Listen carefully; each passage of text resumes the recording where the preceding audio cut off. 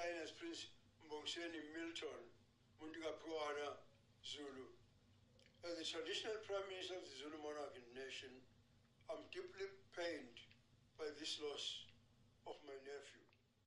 The Minister of Women, Youth and Persons with Disabilities, Maite Nkwane Mashabane, is calling on all women to venture into entrepreneurship to support themselves instead of relying on abusive partners. She was speaking at the launch of the 16 Days of Activism campaign for no violence against women and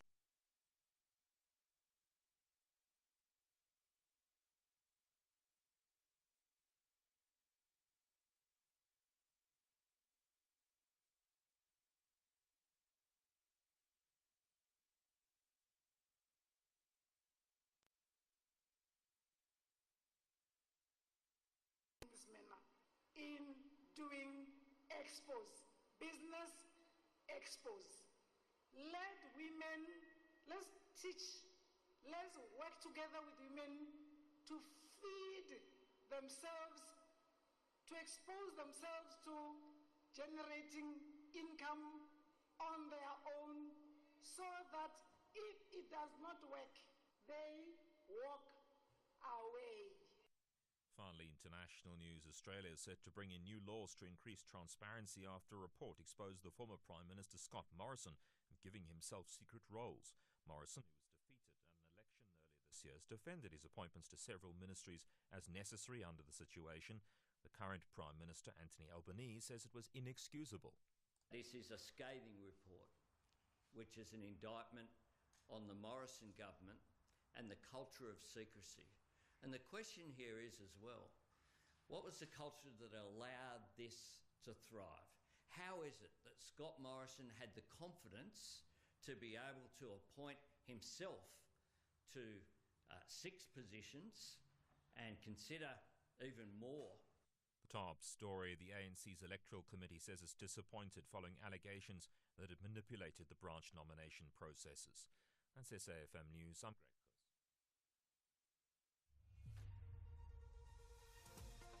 The SABC News Portal is your one-stop digital platform for all the news you need. Stay connected with the latest and breaking stories. Listen to all SABC radio stations live, including podcasts, and also watch the SABC News channel with clips and live streams of all the big news events. Simply download the SABC News app on your smartphone from the Play or App Store. SABC News, independent and impartial. Giving you new perspectives and information with deep dive expert analysis of the biggest stories that shaped your world this week. It is 6 minutes after 6 p.m. and it's a Friday. Welcome to This Week Today. My name is Oliver Dickson. It's a pleasure and an honor to be in your company all the way until the top of the hour, 7 p.m. this evening, as we take a deep dive and a look into the biggest issues that shapes our body politic and influences our democracy and lived realities in South Africa this week. We start off with a conversation this evening about the ANC's top 6 list. The nominations have been released by the party's internal electoral structure, led by former President Kgalema Motlanthe. And with no surprise, very many women aspirant top 6 candidates were excluded from the nomination process. Obviously, that's a reflection of the wishes of the branches of the ANC. What does that say about the ANC? The race for presidency has been narrowed down between President Cyril Ramaphosa as well as Dr. Zweli Mkhize.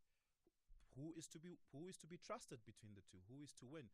Who carries the vision for the country? But more importantly, who's likely to succeed as victorious over there?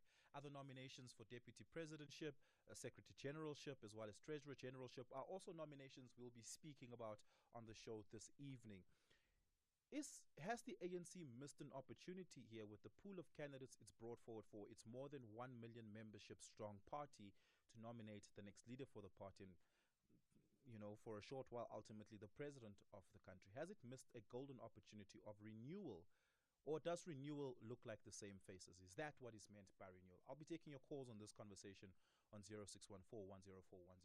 That's your WhatsApp voice note line. Send us a WhatsApp voice note on that number, 0614-104-107.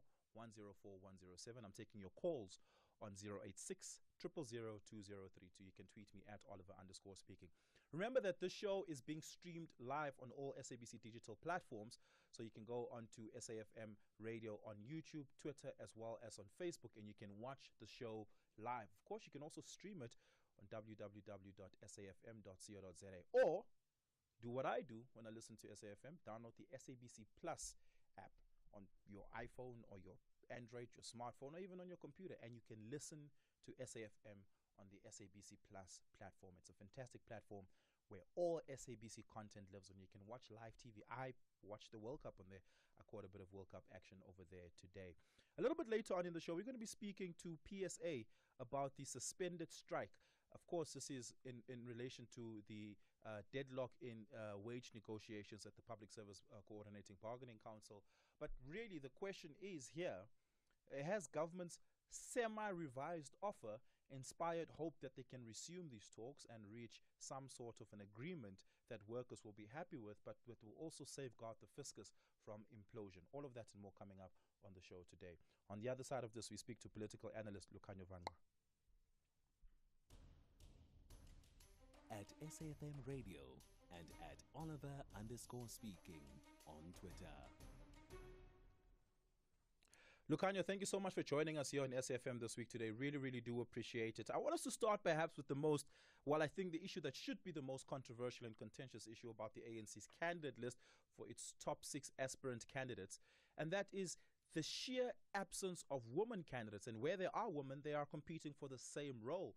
Earlier this week, responding to it, Paul Mashatile made the argument that political education is needed in the ANC. Somehow women in the ANC are seemingly politically uneducated and need more training, is the implication of that answer that he gave to that. But more importantly, is also the answer that what reflects in the ANC is a reflection of broader society, and society South Africa still is deeply patriarchal as a result. Paul Mashatile argues, my apologies, that the ANC is a reflection of that patriarchy. He doesn't quite make the argument that the ANC is a patriarchal organization, but that's the logical conclusion. Has this been a missed opportunity by the ANC Women's League to assert itself? Has this been a missed opportunity by women in the ANC and not necessarily the Women's League to make their voices heard, given that they are in mass numbers in the ANC? But more importantly, is this a reflection of the party's inability to really embody its message of renewal? Yeah, good evening, Oliver, and thank you for inviting me. Good evening to your listeners as well.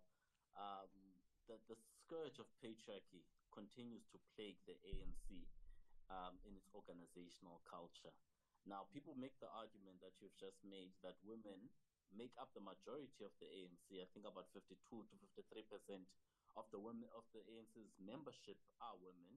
However, you still find women struggling to be nominated or even elected to these very senior leadership positions within the ANC, regardless of the fact that the ANC actually has a 50-50 gender parity policy that is there to make sure that women, are elected and are given opportunities to lead within the organization.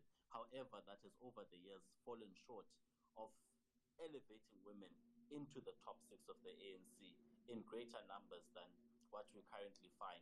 So if you remember in 2017, the ANC lamented the fact that only one woman, that time being Jessie Duarte, was elected into the top 6 of the ANC. And that was seen as a regression, considering that there were 2 women previously who were elected in Mangaung.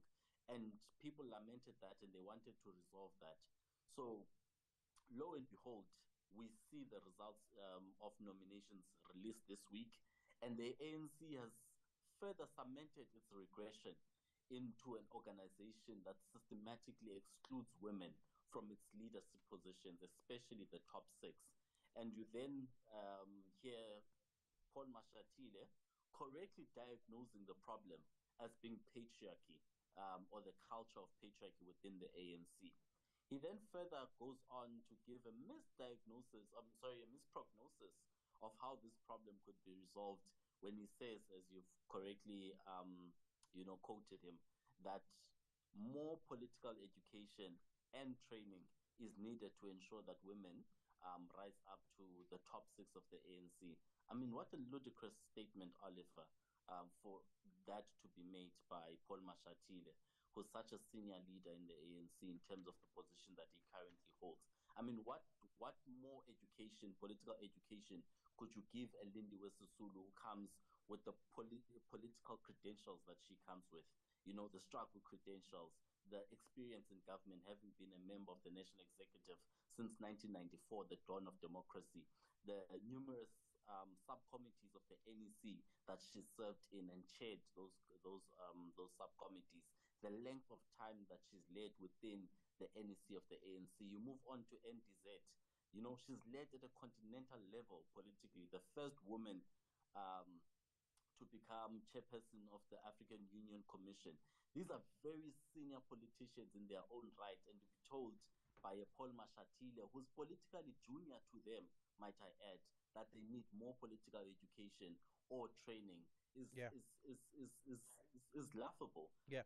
Can I pause you there? They are senior to. What has happened in the ANC between 2017 and today that there are only 2 women candidates up for contestation within the ANC? More specifically in the category of presidency, NDZ Nkosazana Dlamini Zuma was a real contender in 2017. In fact, till matters of hours before delegates went to the ballot box, one could still plausibly have made the argument that she stands a strong chance of winning. The margin of victory between her and Cyril Ramaphosa was narrow, but she didn't make the cut this time around, right? What would have changed between 2017 and today within the ANC that has re-inscribed and reinforced patriarchy in such rigid ways that a woman like NDZ, who was close for contestation in the last time around, is not even in question this time around? Yeah, it's a confluence of 2 things that continue to plague the ANC. It's the scourge of patriarchy, and the second one being factionalism. So NDZ this time around doesn't seem to be endorsed by any faction within the ANC. So that's the first disadvantage that she has. The second one is the fact that she's a woman, right? And we've spoken about the problems of patriarchy within the organization of the ANC. So when these factions go to the branches to influence them on how to nominate people, right, and they endorse them as they do as the various PECs representing the various factions, those endorsements or that influence to exclude women from the nominations finds fertile ground because you are dealing with branches of an organization that is an organizational culture of patriarchy. So it becomes a very easy thing to exclude women on those bases, Yeah, because of that problem that you have. But more than that, you go ahead with that. It's the negative campaigning that you see being perpetuated against women within the ANC. You hear derogatory terms that are used to describe Lindiwe Sisulu, for an example, being called the princess or the daughter of Walter Sisulu, and being called the Barbie her doll. going nickname is Barbie, yeah, within the ANC. Common Yeah, nickname is Barbie doll because she's a woman that has an interest in fashion or dressing nicely. But the same thing can be said of Zizi Kodwa, but no one calls him a Barbie right, Ken, right. because it's equally as fashionable as she is, and other leaders in the ANC, but because they are men, those things are not used against them. You look at NTZ, that she's said to be the ex-wife, Cherga JZ, and therefore is controlled by Jacob Zuma. So the negative and derogatory way in which these women are campaigned against feed into that patriarchal culture of the ANC and sort of create this stereotype about women not being able to lead because they are, 1, interested in fashion and are superficial, or 2, don't have the capacity to make their own decisions and are therefore remote controlled from elsewhere, which those women have proven in their own right and their history of the struggle that they are more than equal to the task of leading the ANC. And that's what has happened between 2017 and now, that there's been a further regression in the ANC with regards to the women's struggle and the betrayal by the ANC Women's League of the women who have put up their hand to contest for the position of president, that they didn't get any support or Yeah. endorsement from them, is a betrayal that will reverberate throughout generations to come. Give us a call. The number to dial is 086 000 2032. 086 000 2032. We're also taking your WhatsApp voice notes on 0614 104 107. Lukhanyo, let's speak about the presidency category. Here it is the battle of 2 tainted legacies, right? Or perhaps tainted integrities. Pala Pala's looming large over Cyril's head at the moment. But more importantly, and equally so, Digital Vibes is looming large over the head of Zweli Mkhize. Um, it and therefore I think if you're going to argue about the credibility of one candidate over the other, these two things, I guess, cancel each other out. What does it then come down to? It can't come down to money, it seems, this time around. The ANC saying Cyril Ramaphosa had submitted his financials to us. We're still waiting for Zweli Mkhize's financials. There are serious limitations into how money will play an influence, or at least we hope there is, how money would play an influence in the electoral process within the ANC. What will it come down to for candidates? I think the ANC branches are choosing what is called the better of the two devils. I don't know which one really is better. One that is accused of heinous crimes such as kidnapping and torture on his farm, or someone that is accused of profiteering while people were literally dying in COVID times with the money that was meant, to ensure that there's education, PPE, and all of those things to fight COVID-19. So I don't know which one is the better devil in that instance. What we can see is that integrity, probity, capacity, and all those other sort of considerations become secondary in the ANC. That's not the primary consideration. The primary considerations is what faction do you belong to, and what infrastructure does that faction have to elevate you to leadership positions in the ANC, and to work out and to work the ground and to whip the branches in line and follow you so that you can be able to rise to these political positions. That's what becomes important in the ANC, the faction that you belong to. Outside of belonging to a faction in the ANC, you will not have ability to rise to any level of importance. Now, that's speaking with one minor correction.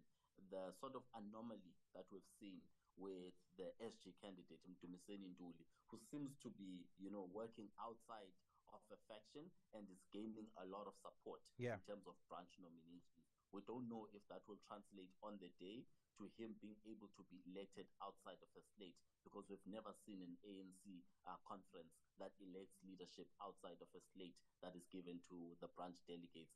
And what becomes important is that night of voting, where everything then becomes signed, sealed, and whether or not you are delivered, we'll hear after that. Let's talk about the numbers. Let's talk about the numbers.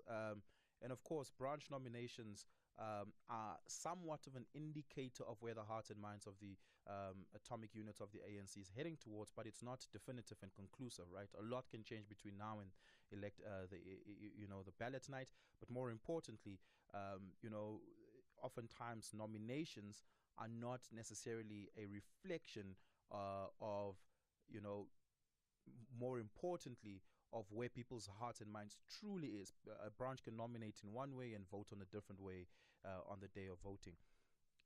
Cyril Ramaphosa has over 2,000 nominations. Zweli Mkhize just under 1,000 nominations. It's hard for me, at least, to identify the coordinates of Zweli Mkhize's faction. Because he's not quite an RET candidate. I'm not sure that the RET faction is still in existence. They disintegrated and incinerated in the same way sort of the Premier League did on the eve of 2017. So it's difficult to identify which provinces are likely to vote in Zweli Mkhize's direction.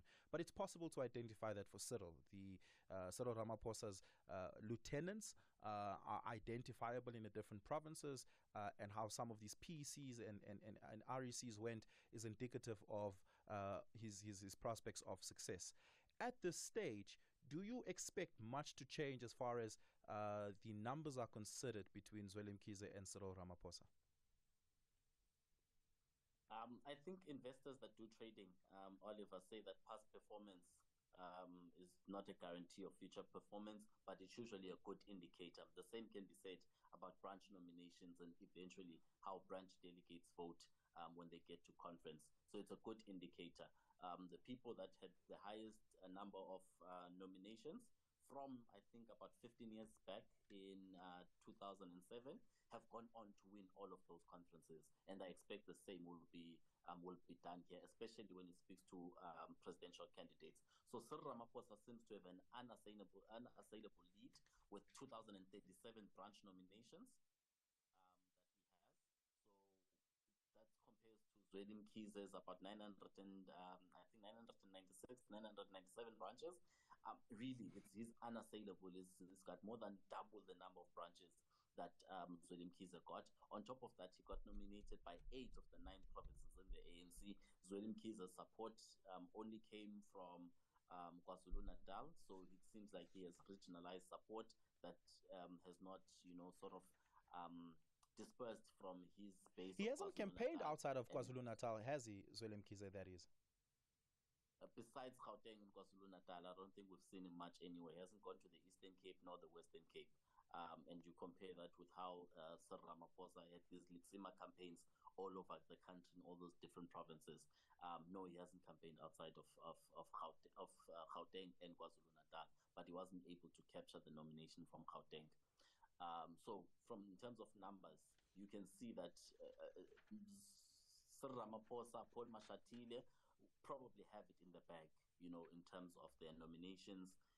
Stanley Matabata, I think, as well, would have it in the bag. The positions of SG, TG, and DSG are sort of all to play for. They are much more open in terms of the race. And for some reason, I believe that the ANC would correct itself at the last minute and nominate a woman from the floor to occupy the position of Secretary General. It's just the feeling that I think being being self-aware as an organization, that's something that they would do. But those 3 positions are much more open, especially that one of TG. I mean, the highest number of nominations for a TG is about 507 branch nominations for Pejani Chauke, and that shows you that's not even enough to win that position on any given day at a conference. He would need to get at least about 2,000 votes to win that position. So that one is much more open. The same can be said for the DSG. That race between Phoebe Potgieter as well as Nomvula Mokonyane, that's quite an open race. Any one of those people can be able to make it, but I think Nomvula Mokonyane might make it on account of the fact that she enjoys support from both the sort of RET remnants faction, the Zweli Mkhize faction, as well as the CR faction, or areas of the CR faction. So as a result of that, I think she would have enough numbers to carry the day, but it's still an open race. That one of SG Mbalula, it's led by Dumiseni Ntuli, who doesn't belong to a faction, and it's always easy to push someone out of the way when they don't belong to a faction, because you bring those factional numbers. So that race is also a bit open, in my opinion. But the 3 other positions, I think those are signed, sealed, and are nearly delivered for those candidates. But for Cyril Ramaphosa, I think it's written on the wall. Everyone can be able to see that he's going to get a second chance. Yeah. Do you expect several different nominations from the floor on the day? You mentioned that you suspect one may come for SG position. A woman will be nominated from the floor, an opportunity for the ANC to self-correct. Usually when candidates are nominated from the floor, it's never to win. It's really just to disintegrate or to split votes from one faction or the other. It's never really to truly win that position. But do you see it coming for any other position, for instance? Could you see women being nominated from the floor for the position of deputy president, for instance?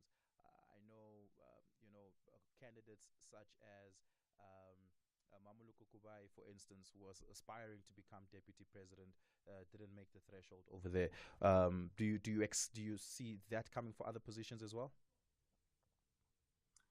I think I could see it for the TG position as well, because that one is also quite open. For the deputy president position, I don't quite see it, Oliver, and for the deputy and for the president position.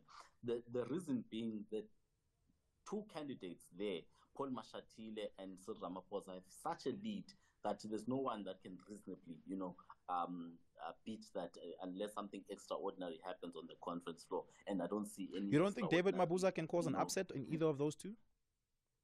No, David Mabuza doesn't have numbers. It didn't even qualify to make it onto the ballot. He really doesn't have the numbers to cause an upset there. So even if there's a nomination from the floor, I don't think there will be a successful nomination from the floor for the position of president, deputy president, I think, as well as chair. I don't think they will meet the 25% threshold for them to be able to make it onto the ballot for those 3 positions. For the other two positions of SG and TG, yes, I could see a situation wherein women are nominated from the floor to be able to fill those positions and create that gender parity within the top six of the ANC. That's Yeah. the way I would see it pan out. Yeah. The ANC's electoral process and its top six has become very provincialized, right? Where provinces seem to carry a great deal of power and horse trading happens predominantly between provinces. There was a strong lamenting the last time around when KZN candidate didn't make it into the top six, right? And this is a province that has held a political hegemony for quite a while in the history of the ANC. Similarly, holds a political hegemony as far as just airtime is considered, right? If Zweli Mkhize doesn't make it, do you see the ANC really, do you see KZN ANC really quite strongly behind Ndumiseni and Ntuli? And do you see that becoming a sort of the KZN region being redeemed within the ANC top six? I don't think so. I don't think KZN particularly agrees with Ndumiseni Ntuli and his politics and his policies. It's more of a neoliberal, free market fundamentalist that really doesn't espouse any of the policy positions of the RET brigade that seems to have taken over KZN. Is not overtly pro Jacob Zuma, doesn't have any affinities to Jacob Zuma, doesn't believe in nationalization of strategic resources, in key, commanding heights of the economy. Nationalization of the Reserve Bank is not something that he quite believes in. So he's at odds with KZN and the dominant faction in KZN for those reasons. So I don't see them supporting him in that regard, even for the position or just to get someone within the top six of the ANC. I think KZN will just sort of disintegrate and move into a sort of a federalized part of the ANC, wherein they carry on their own policies, their own politics, with their own political leadership and their own way of understanding political history of the ANC, with Jacob Zuma and all of those attended aspects to it. But I don't see them pushing very hard to have someone in the top six, even to the extent of supporting someone like Ndumiseni Ntuli. I don't think that could happen. So yeah, no, I don't. Is this race about ideology at all? In 2017, you could easily have made the argument that there is the neoliberal New Dawn ideological positioning, and there's the radical economic transformation ideological positioning. Yeah, I don't know if there's, and slogans are usually an easy way of identifying this. There's no slogans going around. There's no songs that are being sung that will make you identify candidates, political leaning as far as ideology is concerned and policy. Yes, it's not as front as it was in 2017, I would agree. For an example, someone like Paul Mashatile is also someone that doesn't agree with nationalization of the Reserve Bank and all those things. However, he seems to have quite strong support in KZN and has, KZN fully behind him. So from that analysis, it wouldn't be that strong an issue. But the issue of Mdumiseni is much more fundamental because they recently dealt with him at the provincial level, and those ideological differences and differences to policy approach were much more profound and are much more fresh and recent than you would have with the Paul Mashatile, who's at the national level, and the only time they seem to engage him is once every quarter and 4 times a year. So it might not be fought at an ideological level within the analysis of their relationship with Paul Mashatile, but the issues become much more sharpened when it comes to Ndumiseni Ntuli. And I think that's the reason why they voted him out when he wanted a second term together with Sihlezi Galala and KZN. Yeah. Should, and hypothetically speaking, should Paul Mashatile, should Zweli Mkhize pick up a great deal of support between now and middle of December, what do you think the Ramaphosa factional response would be? Do you anticipate a cabinet reshuffle just before conference to just assert power, to just show force, or do you suspect that they will try and lay low and hope for the best on the night? Yeah, they would do the latter. They would lay low and hope for the best, go back and consolidate whatever numbers they have, go and do whatever horse trading is needed to ensure that they show up their numbers. But I don't see a cabinet reshuffle happening between now and December. Sir Ramaphosa is not trigger happy as his predecessor was. He's, loath I mean, to make the courts would disagree with you, but okay. No, with regards to the cabinet reshuffles, but it's very trigger happy with regards to Chapter 9 institutions. So we'll see. So that one. But I do think that there will be a cabinet reshuffle that comes in after the January 8th statement, but at least a few days before the SONA that comes in on the 14th of February next year. So in between the 8th of January, just after the 8th, and the 30th of January, I do foresee a cabinet reshuffle there in which Didi Maboza would be affected by that cabinet reshuffle, where he would lose his position as deputy president, and the next deputy president, which is by all intents and purposes appears is going to be Paul Mashatile, to come in and occupy that position in state, and also reflect that position in the ruling party. So I do foresee a cabinet reshuffle happening then, where Sir Ramaphosa also finally fills the position of Minister of Public Service and Administration, and that position has been vacant since April. I heard a rumor that position was sort of earmarked and would have gone to David Makura, but that since hasn't happened since he's stepping down as Premier of the province of Gauteng. But it's interesting to see that he's held back on that. Lucanio, thank you so much for your time. Really, really do appreciate it. Your insights are always invaluable and incisive. Really do appreciate it. Thank you for inviting me, Oliver. Give us a call, 086 000 2032, 086 000 2032. We're also taking your WhatsApp voice notes on 0614 104 107. Tweet me at Oliver_speaking. Let's take a quick break. On the other side of this, we're going to be speaking to Michael Bergram, who is a labor analyst. We're going to be speaking about the ongoing industrial deadlock between the state as an employer as well as public service trade unions. That on the other side of this.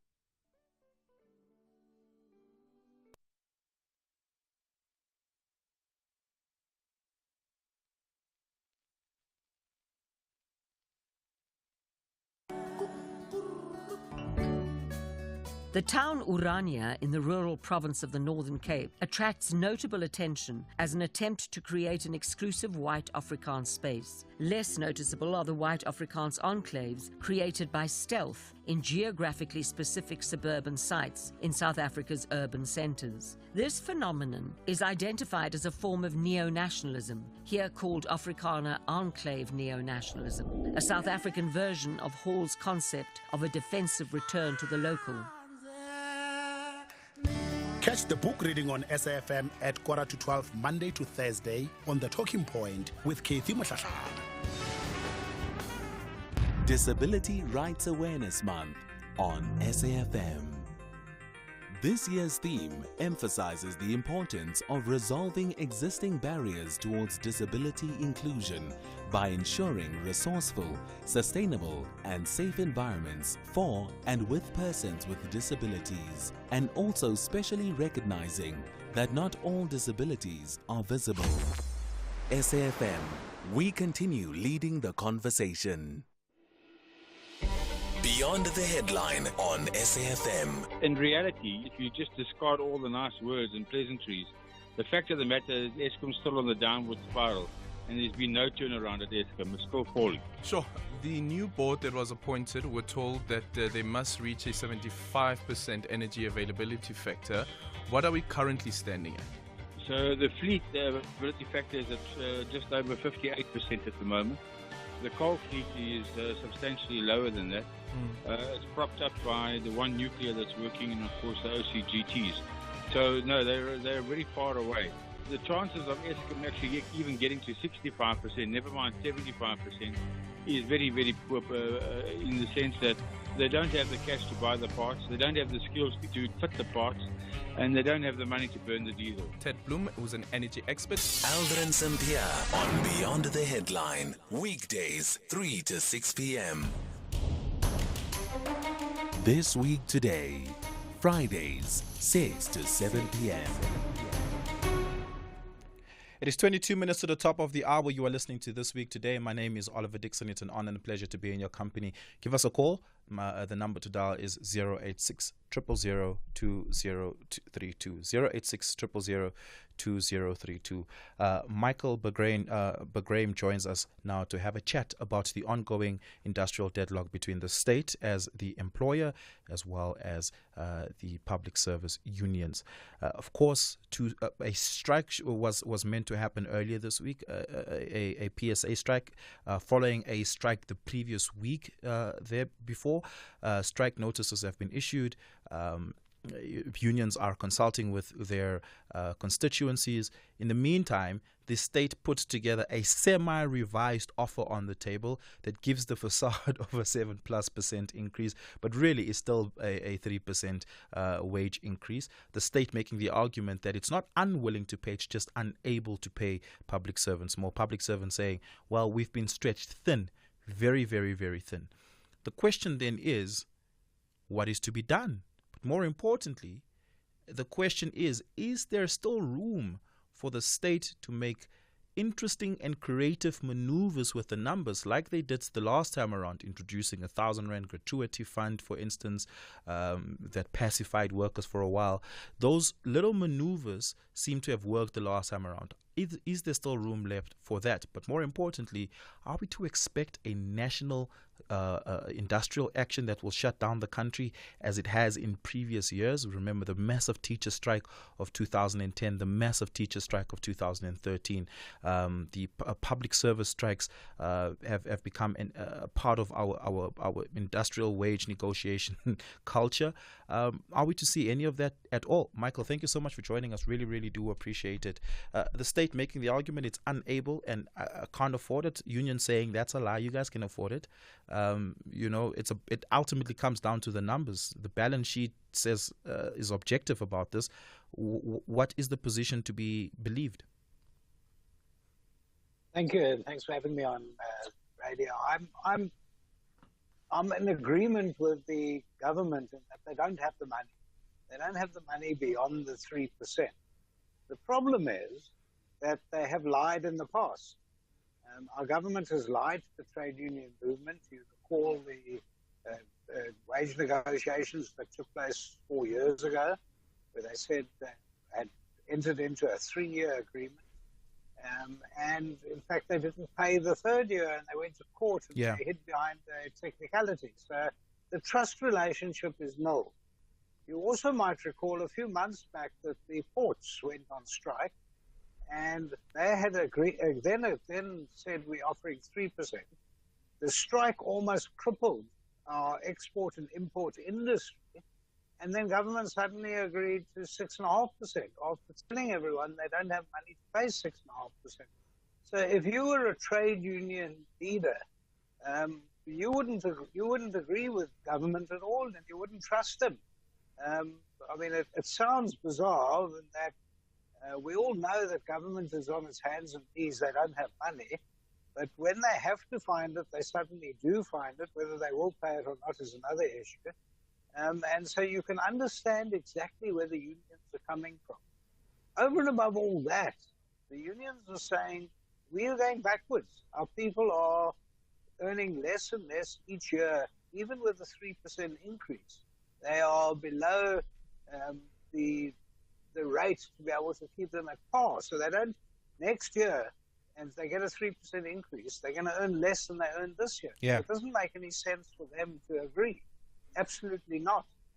What's happened here is you've got an impasse. Both parties are right. And that's a very difficult way to negotiate when both parties are right. And the only way you're going to be able to do this is by bringing in an independent, properly resourced third party to have proper mediation. And if that mediation fails, to then have an arbitration. And we have the legislation, we have the tools in South Africa to do this. I think the unions actually have got the stomach to go in and to actually agree to that. For some reason or other, our soporific Minister of Employment and Labour hasn't invoked this. I'm not sure what's going on. I'm not sure why government is trying its utmost to really irritate the unions. During the last negotiations, Michael, they used something of that sort called a facilitated process. But all while that was happening, unions were expressing that they are distrusting of the government because of its undermining, as they say, of collective bargaining because of that judgment on the 2018 agreement that came out last year. Obviously, that found in favor of the state, saying that there just isn't affordability. Some of the context that were taken into consideration was not just that the agreement didn't get the right sign-offs, right? Cabinet signed off, but the Minister of Finance at the time, Malusi Gigaba, didn't sign off. He says, I'm not going to sign this thing. I don't agree that we can afford it. But yet the Minister of Labour took this to Cabinet. Cabinet signed it off, and the agreement came into effect. Tito Mboweni took that to court and said, well, the Minister of Finance, Malusi Gigaba, didn't sign off. He told you we can't afford it. I'm telling you the same thing. We can't afford it. I didn't sign off. And the court said, well, a wage agreement is not in effect if the Minister of Finance does not give a sign-off, despite the fact that Cabinet gives a sign-off, and also then despite the fact that the Minister of Finance is a member of Cabinet. Unions are making the argument that government is undermining collective bargaining tools. So even if they do go into a facilitated process, there seems to be a trust deficit that may jeopardize the process. I agree with the unions absolutely, entirely. How would you feel if people sit around the table, they're signing on behalf of government, and they then say, sorry, Gigaba didn't sign, so forget about it. I mean, that's almost childish. Who they're playing with? This is not a game. We're talking about real life. We're talking about a country. We're talking about people's livelihood and their future, and government's playing games by saying this. I mean, look what the Minister of Labour did a few weeks ago. He just unilaterally implemented 3% and didn't even go back to the unions. No, we need to invoke Section 150 of the Labour Relations Act, and we need to do it properly. We need to ensure what does Section 150? CCMA. What does Section 150 trigger? That triggers a arbitration process. So both parties would agree to an arbitration process, and I'm sure the unions would agree, because they do not, rightfully so, they do not trust the people they're speaking to on the other side of the table. So even if you've got some facilitation, if you don't trust the man opposite you, you think he's got a gun behind his back, I wouldn't. I would not trust this current government at all in these circumstances. They did it 4 years ago. They did it now with the 3%. They talk with it's a double crossing. They talk with their mouth closed. It doesn't make any sense at all. Yeah. And this strike that's going to happen, this is a big one, because in the past, a few weeks back, it was just the civil service who went on a strike. Now they've got COSATU in and SAFTU. We don't often see COSATU and SAFTU sitting around the same table agreeing with each other, but they have in this instance. This is a big one, and we need to try and avoid it. So Africa can't afford it. The government can't afford it, and the employees themselves can't afford this. They won't get any salary if they go out on strike. So everyone loses. And of course, you and I, as citizens of South Africa, we lose as well. So the whole thing is a lose-lose situation, and we need someone in government. I don't know if it can't be the Minister of Labour, because I don't know, he seems to sleep right through these things. It needs someone to come forward and say, look, enough now. You two naughty children. We're going to keep you apart, and let's get a third party. And look, the unions trust the CCMA. They use the CCMA all the time. We need Advocate Cameron Moriani and his team to step in, like they've done in all the mining strikes, and actually get it done. Those strikes, the mining strikes, were just as difficult as this, and yet they managed to get it done. And we can get it done now. We must do it now before the country is completely destroyed.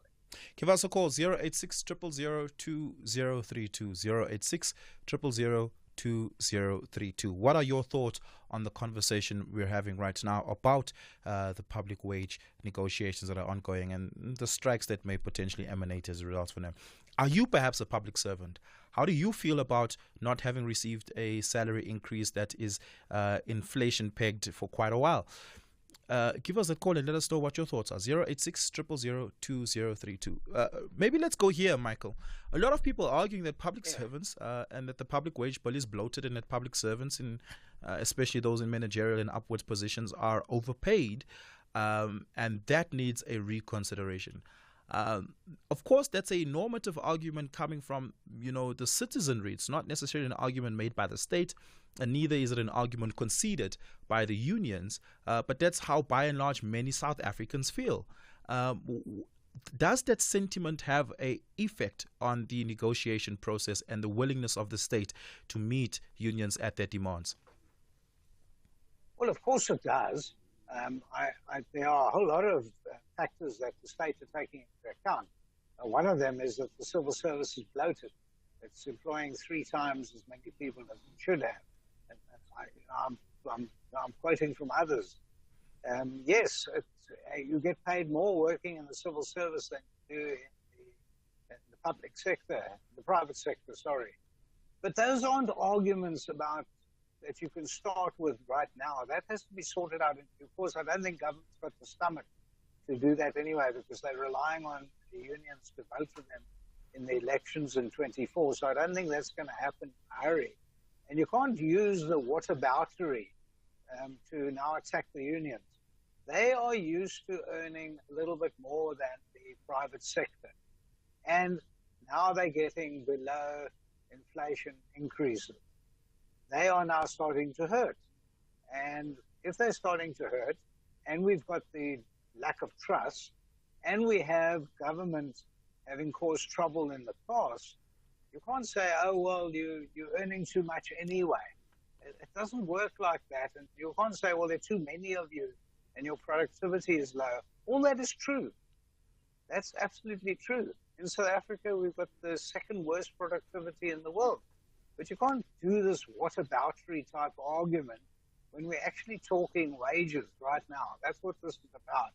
And if we're talking wages, you need someone to sit down and say, this is what, I've had a very careful look at what government can afford.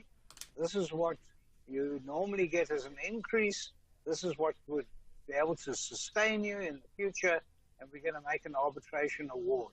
They become advisory arbitration awards, and to at least government would be able to reclaim some of its trust deficit by saying, well, we've now been to a third party. The third party suggested the following, and we'll go with that suggestion. And at least the rank and file workers will look at that without that jaundiced eye that they're looking at now. Because if I was a worker in the civil service right now, I would not trust any government minister at all. And I challenge you to find one worker to say, no, I trust government, no problem. If they tell me X, I believe X. I've never come across anyone, not in the past few years, when in fact at the end of the day, COSATU and ANC are still in an alliance. And that alliance is just on paper now. Because you saw what happened to the Minister of Labour, Employment and Labour a few days ago.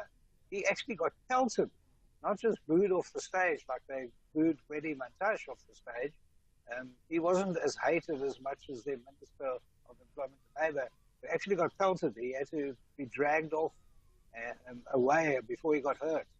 And that, I think, is the common thoughts of each one of these workers within the civil service. They just don't, not only don't they trust him, they don't like him, they don't want him. And for that man to represent government in negotiations, that's a poor choice. Yeah. The political moment impacts the negotiation process, right? One cannot divorce the moment from that. The ANC is on the dawn of an elective conference that perhaps is its most important elective conference since democracy. But more importantly, we're on the eve, so to speak, of an election year 2024 that may be the most decisive one for the ANC yet, perhaps completely losing power.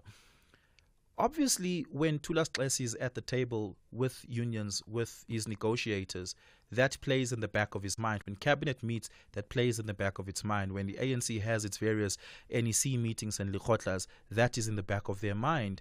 And that has an influence on the political moment. Similar moments in the past, we've seen the ANC accede to the demands of the union, albeit that they had to finance those wage increases through debt. Ratings agencies weren't as skeptical of South Africa then, but they certainly are now. Financing a wage increase through debt is certainly untenable at this stage, and the inadvertent consequence of that would be a ratings downgrade that the country can't afford at the moment, making the ANC even more unpopular, jeopardizing their chances in 2024. What should we make of the political moment today, Michael? And how do you see that playing out in the negotiations going forward, especially over the next couple of weeks? Well, of course, that is the real cloud of the ANC. That is it. They've been told by all the pundits, even their own researchers, are telling them that they're going to drop below 50%. And of course, the union movement is a very strong voting fodder. It's very, very strong. And COSATU and SAFTU are very organized. You know, they've got offices in every town. They've got computers. They've got all the office work that's needed to run an election. And they've always been the backbone of the ANC in the past. And so obviously government is quivering. They're being held to ransom and they are quivering. And if they can find money somewhere, even if it's through debt, if they can raise the debt, but even they don't care in the sense that as long as they get over 50% at those elections. Yes, even this conference now, you're quite right. It's probably the most important since Mandela. And this conference is going to be a game changer. Can you imagine if Cyril doesn't come to the leadership? That'll be a real game changer for the ANC. And so, look, we in the country are all worried as to where we're going because the ANC at the moment is still the governing party. Yeah. Can't wish that away. That's there. And they don't want to lose that. No one wants to lose their seat in government. And this argument with COSATU... Do you think unions are taking advantage of that vulnerability? Do you think unions are taking advantage of that vulnerability? We're not talking about fools. These are highly organized people. This is... COSATU has got a long hair. I think they brought the previous government down. I have a strong belief that without the power of COSATU, the nationalist government wouldn't have fallen so quickly. I think they organized. They knew what they were doing. Yeah. You know, I was there. I was watching it. COSATU was a powerhouse, and they haven't disappeared. They're still there, and they still know despite how that membership having diminished. Yeah, despite the membership having diminished. Yeah. Okay, Michael, we're going to have to leave it there. Decent leadership. Yeah, we're going to have to leave it there. Thank you so much for your time. Really, really do appreciate it. Michael Bargram, who's a Labour analyst. Let's take some of your calls on 086 000 2032, and hopefully we can squeeze in some of your WhatsApp voice notes that has come through on the WhatsApp line. Let's go to the lines. Let's speak to Sonke out in Durban. Sonke, good evening. Hi, Oliver. Good evening. Go ahead, sir. What's on your mind? Yeah, you know, I was listening to you in the morning, just after 8.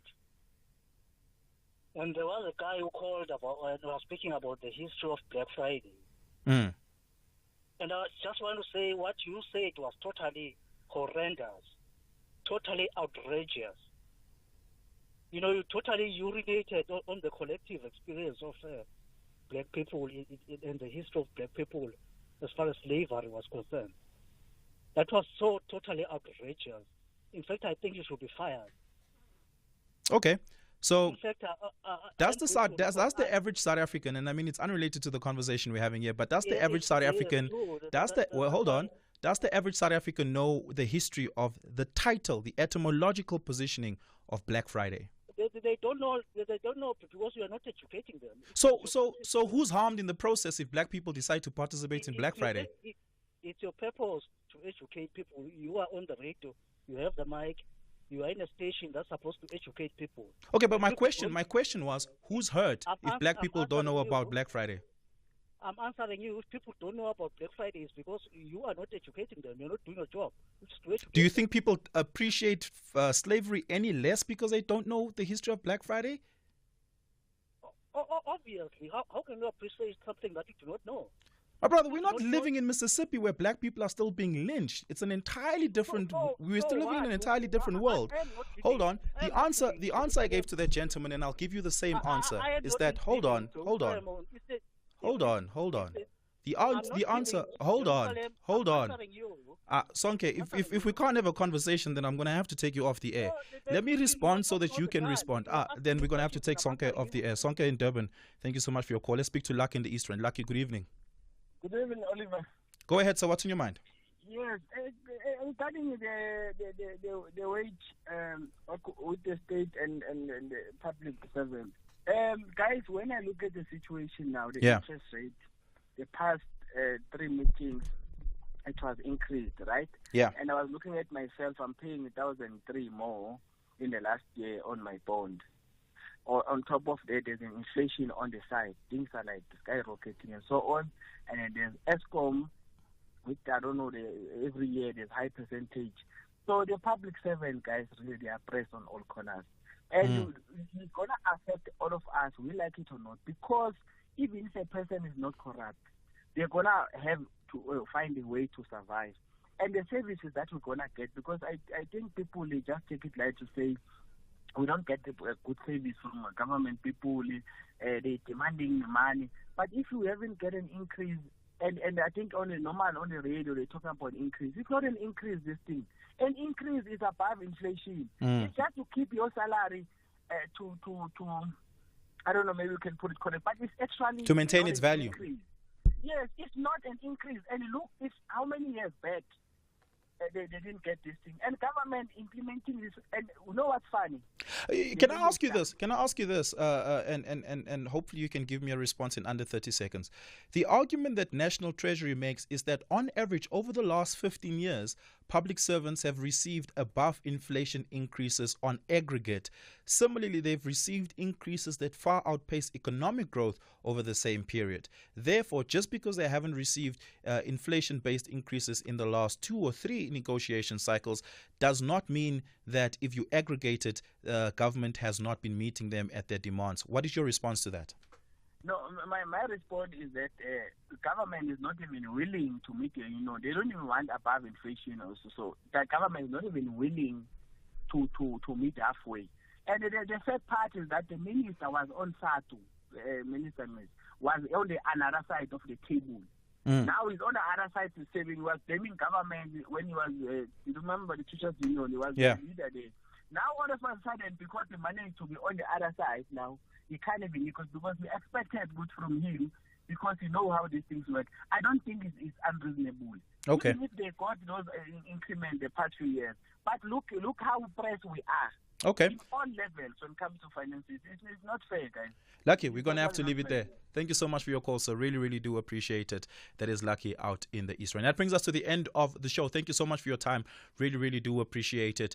From myself, Phineas, as well as Lesego, have a fantastic weekend. Stay safe. Thank you very much. Good night. Independent and impartial. This is SAfm News. ANC committee reacts to allegations around